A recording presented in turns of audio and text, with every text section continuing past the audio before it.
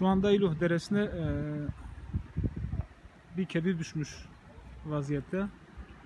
Kendisini çekiyorum. İtfaiye de aradım.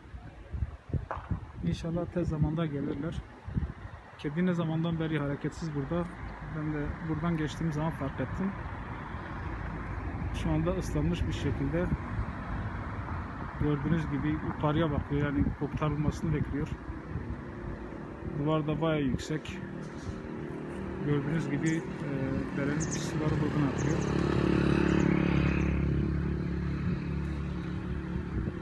Şu anda çıkmaya çalışıyor, çıkamıyor. Gördüğünüz gibi. Vatandaşlık görevi olarak itfaiye aradım. Kendileri de sağ olsun beni aradılar.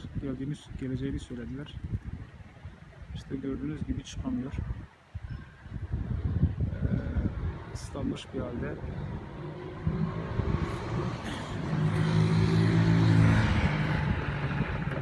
İtfaiyenin gelmesini bekliyoruz. İloh Mahallesi daki derede kendisi şu anda.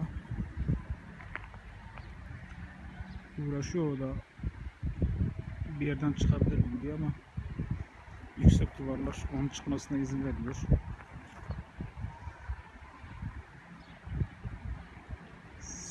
Sanki tökezliyor da ayağı ağır kırılmış gibi. Ha. Baba sen ensesinden tut ensesinden. Ensesinden tut abi. Ha. Evet, görüldüğü gibi kedi sarıldı. Zaten fazla kaçacak yer de yoktu.